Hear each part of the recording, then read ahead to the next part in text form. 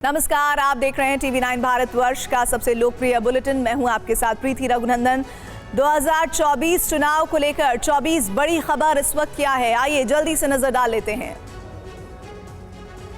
छत्तीसगढ़ में कांग्रेस की पहली सूची 6 सितंबर को जारी होगी। 2 सितंबर को राहुल गांधी जाएंगे रायपुर। कांग्रेस पॉलिटिकल अफेयर्स की बैठक में हुआ फैसला। छत्तीसगढ़ के रायपुर में केजरीवाल का कांग्रेस पर बड़ा हमला, कहा छत्तीसगढ़ में बिजली नहीं, 24 घंटे बिजली समेत 10 गारंटी। एमपी में चुनावी मोड में बीजेपी, कल से अलग अलग राज्यों के विधायकों को 230 विधानसभा सीटों पर तैनात किया जाएगा। लोगों को सरकार की उपलब्धियों की जानकारी देगी। मध्य प्रदेश के पूर्व मुख्यमंत्री दिग्विजय सिंह का बड़ा बयान, बोले नूह की तरह मध्य प्रदेश में भी दंगा कराने की तैयारी में है बीजेपी। कल ग्वालियर में बीजेपी की बड़ी बैठक, अमित शाह मध्य प्रदेश में चुनावी रोड मैप करेंगे तय। शिवराज सरकार के 18 साल के कामों का लेखा जोखा भी जारी होगा। चुनाव से पहले जयपुर में कांग्रेस की बड़ी बैठक, राज्य इकाई के अध्यक्ष गोविंद सिंह डोटासरा की अध्यक्षता में हुई बैठक। सीएम अशोक गहलोत और पूर्व डिप्टी सीएम सचिन पायलट रहे मौजूद। राजस्थान के अलवर में शख्स की पीट कर हत्या पर सियासी हंगामा, बीजेपी का गहलोत सरकार पर हमला, कहा प्रदेश में सरकार का नियंत्रण खत्म।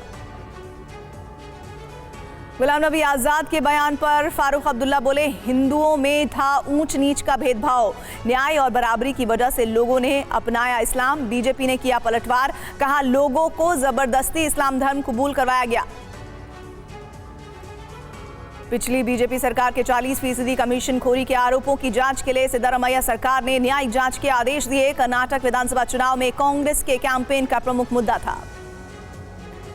23 अगस्त को बीजेपी कर्नाटक की कांग्रेस सरकार के खिलाफ बीजेपी का प्रदर्शन, भ्रष्टाचार, तानाशाही और विकास न करने का आरोप। शरद पवार के नजदीकी एनसीपी के पूर्व सांसद ईश्वर लाल जैन के घर और दफ्तर पर तीसरे दिन भी रेड जारी, बैंक से 500 करोड़ के लोन को न चुकाने का है मामला। एनसीपी ने कार्रवाई पर उठाए सवाल। महाराष्ट्र विधानसभा में विरोधी पक्ष के नेता विजय वडेट्टीवार का बड़ा दावा, सत्ताधारी पार्टी में कोई तालमेल नहीं, सितंबर में बदलेगा सीएम। महाराष्ट्र के बुल्ढाणा में नितिन गडकरी का बड़ा बयान, बोले आज पार्टी बड़ी हो गई, पुराने कार्यकर्ता की जगह नए कार्यकर्ता ज्यादा दिखाई देते हैं। संजय राउत का तंज, बोले बीजेपी में पुराने नेताओं की कद्र खत्म हो गई।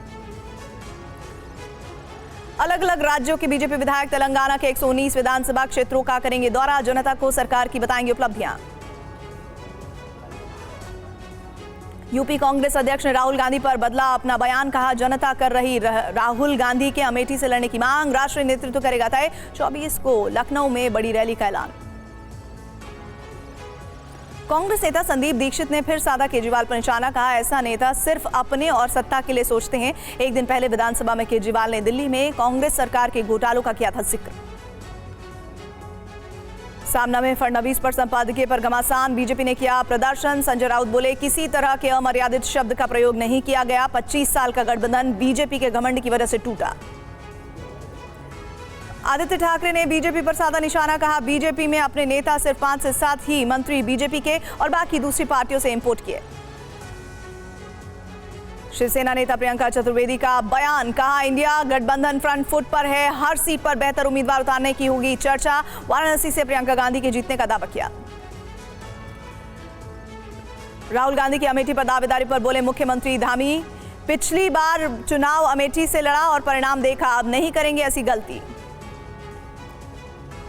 बीजेपी नेता केजे अल्फोंस का दावा, केरल बर्बादी के कगार पर, राज्य पर सबसे ज्यादा कर्ज। शुक्रवार को केरल के वित्त मंत्री के एन बालागोपाल ने केंद्र सरकार पर आर्थिक बैन लगाने की कोशिश का लगाया था आरोप। जमीन घोटाले के मामले में झारखंड के सीएम हेमंत सोरेन को फिर ईडी का समन, 24 अगस्त को पूछताछ के लिए बुलाया। जेएमएम प्रवक्ता ने कहा जिम्मेदार सीएम को परेशान किया जा रहा। पश्चिम बंगाल के जादवपुर यूनिवर्सिटी में फर्स्ट ईयर के छात्र की मौत को लेकर राजनीति जारी है। बीजेपी और कांग्रेस ने ममता सरकार पर उठाए सवाल, बीजेपी युवा मोर्चा ने किया प्रदर्शन। नूह हिंसा के बाद हरियाणा में बड़े स्तर पर प्रशासनिक फेरबदल, 44 आईएएस और एचसीएस अफसरों के तबादले किए गए।